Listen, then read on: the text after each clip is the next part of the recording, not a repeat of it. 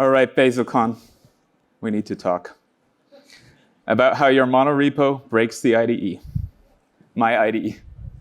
Yeah, I asked DAL-E what a wild Bazel descending upon New York City would look like, so this is it. This is a wild Bazel. But here I hope we can tame this Bazel a bit. So first, I'd like to know a bit about the demographics who I'm talking to. I guess most of you have used Bazel. Yeah, not the case in every talk. And I guess most of you use it in some sort of monorepo. Who doesn't use a monorepo? Okay, so that's actually a few. But I guess you know what it is, so I won't explain that today.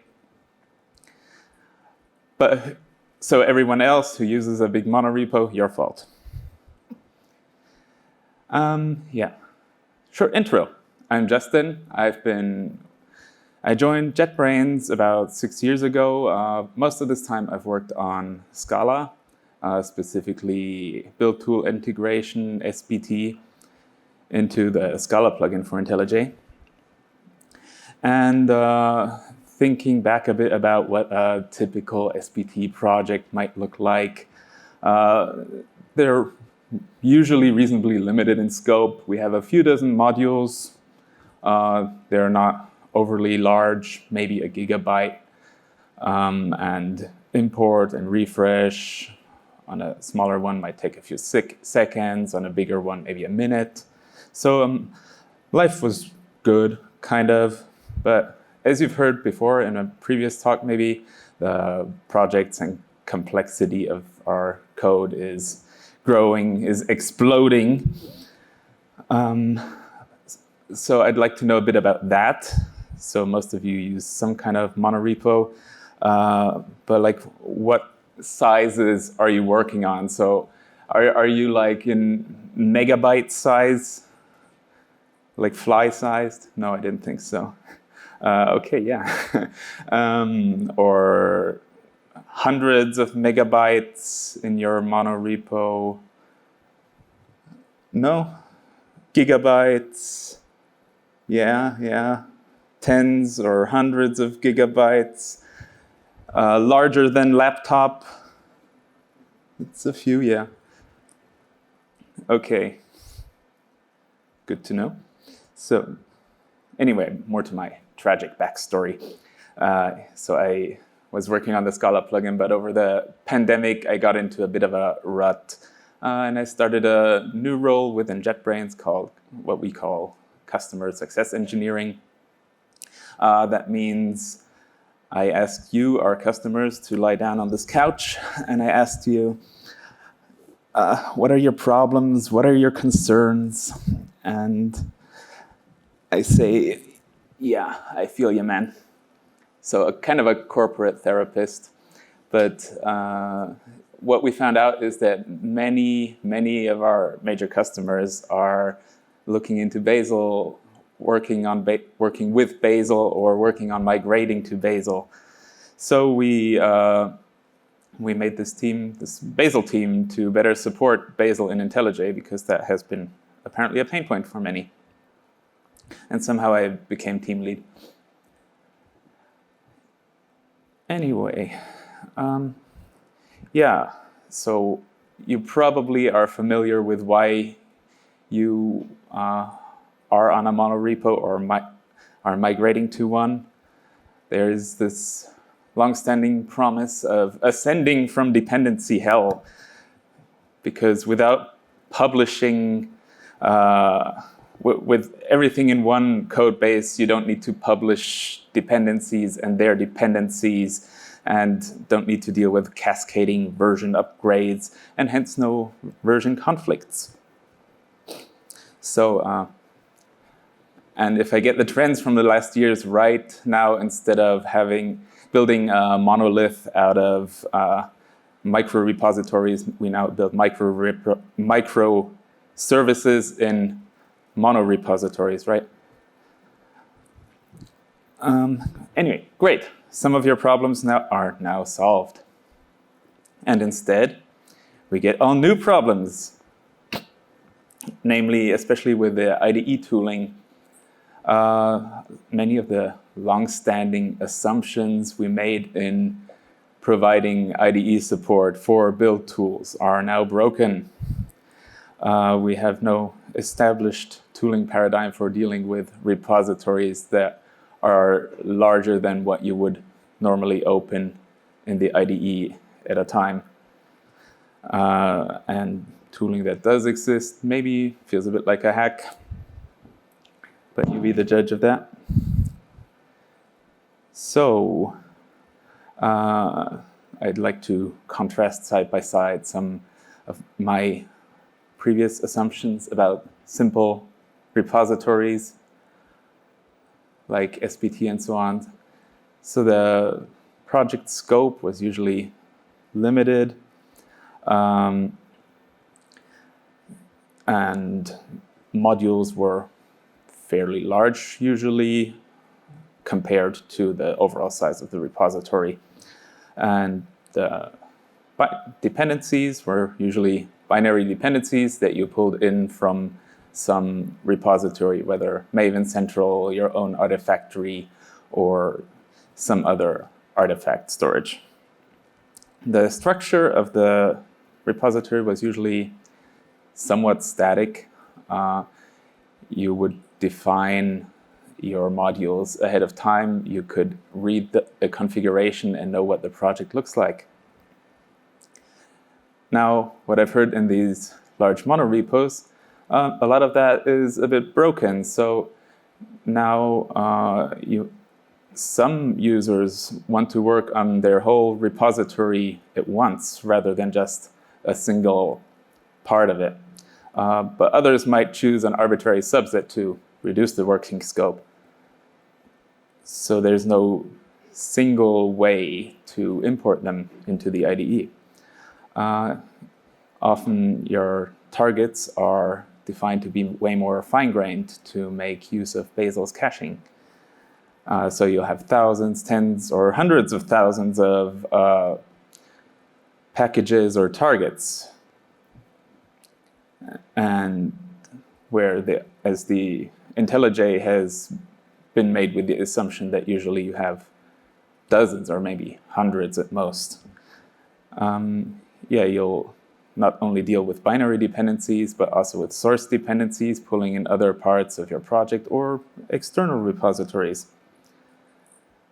And many will be partially computing the project structure so that you can't just read a few configuration files and know what the project looks like without doing computation, possibly generating sources. And now I'm gonna talk a bit what's different in the IDE, why this breaks IDE assumptions. So the main point is that the IDE is interactive. So you want fast feedback in the editor. You want to know when you type something if whatever you typed breaks compilation or breaks something else. You don't want to run a build just to get this quick feedback. You might be navigating the code base randomly. You'll follow links forwards and backwards, in reverse dependency direction. So you need a kind of a random access over the code. And the code might not be always buildable at any point in time because you just made an error, but you still want correct highlighting across every other part of your code base. So, and all this requires a different type of project model than you have in your build tool. So you need to load it into the IDE from the build tool model. We call this reload or synchronization. I think many of you have had long waiting experience with your synchronization. So the IDE needs to know this project structure to navigate the call tree, highlight the code, offer the completions, and the build tool needs to be queried to see how the project looks. And this is a time-intensive process. You'd think it's this old-timey lady here copying code from a map into an iPad or something. Yeah.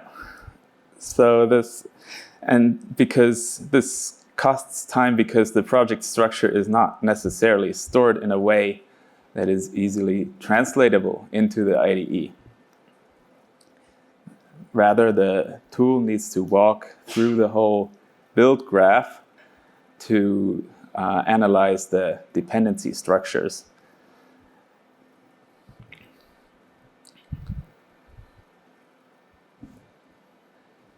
So here's some of the challenges that are associated with monorepos, but not only with monorepos. First of all, yeah, memory overhead. So with bigger repositories, you don't just have more code, you have more metadata about the code.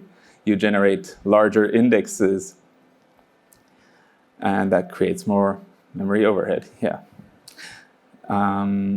You have a large code base with many dozens, hundreds, thousands of developers checking code in every minute of the day. If you actually update that regularly, then you will be dealing with more frequently changing code and therefore more indexing. If you use IntelliJ, you're probably painfully aware of indexing times. So another problem that we come across quite often is shared sources. So if you have, it's very easy to share sources between different targets in a tool like Bazel. You'll typically do that when you're compiling against multiple versions of a library or the same code against different platforms, like cross-compiling to JS, JVM, native, and so on. Refactoring can be a bit of a challenge, or more generally, repository-wide actions, finding usages, finding completions. Navigation as well. So this is more of a UX issue. If you're working in a very large repository, it can be hard to find the particular piece of code you actually want to work on. You might have to have it in memory and navigate there, or by name. And last but certainly not least, the configuration complexity. You're probably aware of that as well. Like many of you might have or might be the dedicated person to working with your Bazel repository. So honestly, I'm a little overwhelmed with all these problems here. But at least some of them are amenable to brute force. So one of the things we're doing at JetBrains to address problems is just plain old school optimization. We can improve the performance of indexing, of sync, and so on. For this, it's pretty helpful to have actually your freeze and performance reports. So go ahead and, if you haven't already, enable your telemetry. It does help us identify where problems in the code and the performance are.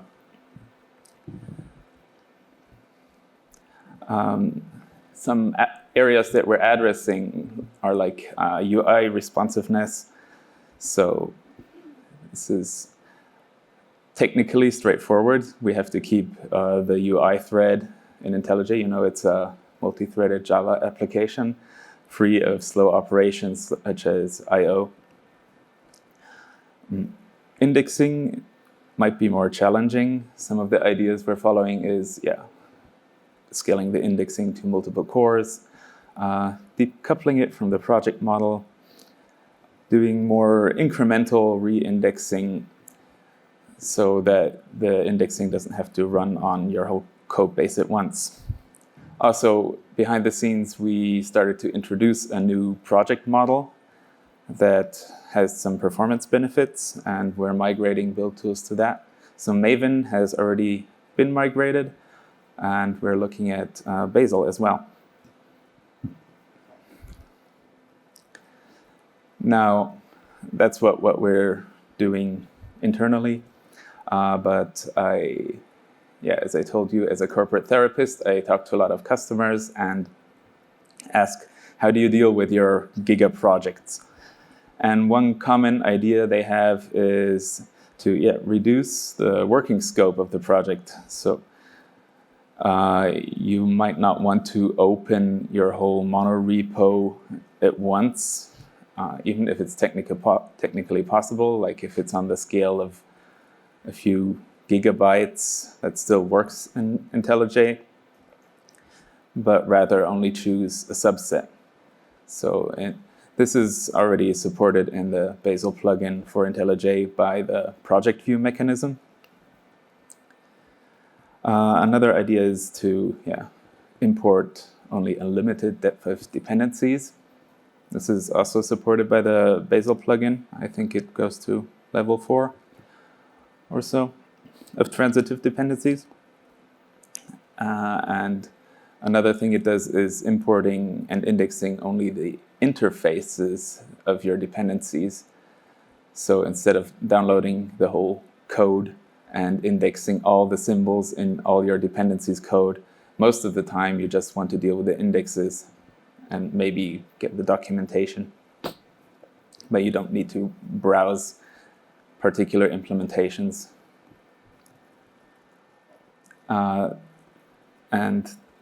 Fragments. This is not Android Fragments. I heard some people are scared of this name. So this is basically the project view mechanism that you might know from the Bazel plugin. We're trying to generalize this a bit within IntelliJ to other build tools as well.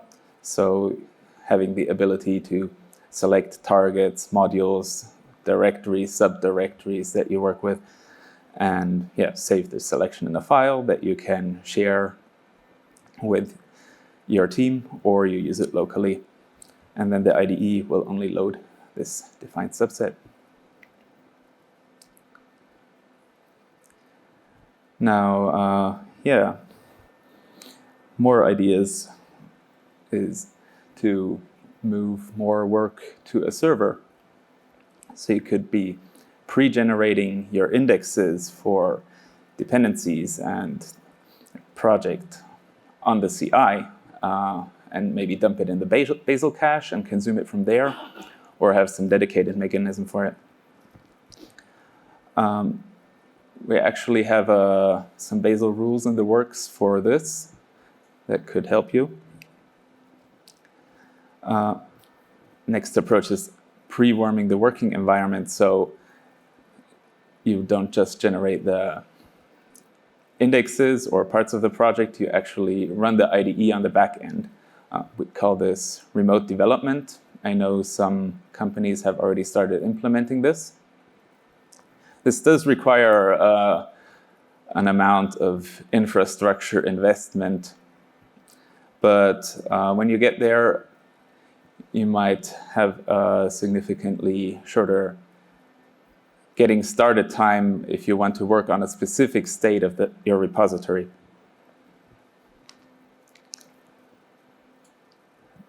So the way it works with IntelliJ, at least, you will run a headless IDE on a server. So if you don't have a pre-warmed environment, what you'll do is you just connect through SSH with the IntelliJ gateway client that will install the IDE backend on the server and import your project. And once that's done, you can connect to it. If you do have like this whole orchestration going on, then all you need to do is connect. So this is great for lower power laptops.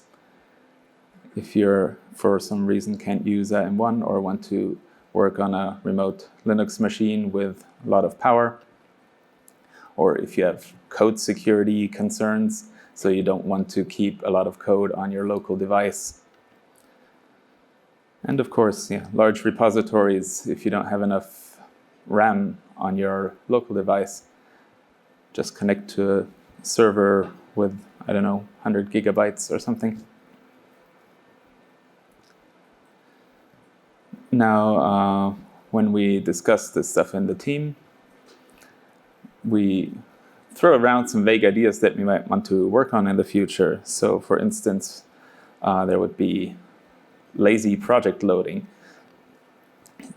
The idea is, why do you want to import the whole project at once if in reality you'll probably only be working on some limited subset? So maybe you can just load the parts you're actually working on demand. It might not take too long, just as you open them. But this does present some challenges regarding keeping the project model in sync, or navigation, completion, refactoring. So it's an area of research for us, you could say. Likewise, you can incrementalize the synchronization, so only sync the parts that have actually changed. So if you're aware of that project definition, you don't need to reload the whole world. You can just reload the parts that change. And another idea, going back to the doing work remotely, just like indexes, you could generate a lot of the project structure remotely and consume it from a Bazel cache or some other cache. And yeah, besides the remote development, you could also have a tool that does code actions on the server side. So I think like SourceGraph has refactorings that work on the server side. Yeah. Anyway, I think that concludes my short talk here. So the true reason I'm giving this talk is not to scold you about how you're breaking the IDE, but rather to learn from you like what your issues are. And yeah, because I'd like to hear your perspective even more than talking about mine. So we're going to have a Birds of a Feather session about Bazel and IntelliJ at 2:45 p.m. today in the Palisades room, I think. So come there and talk about all your issues with IntelliJ and monorepos, and Bazel specifically, of course. Thank you.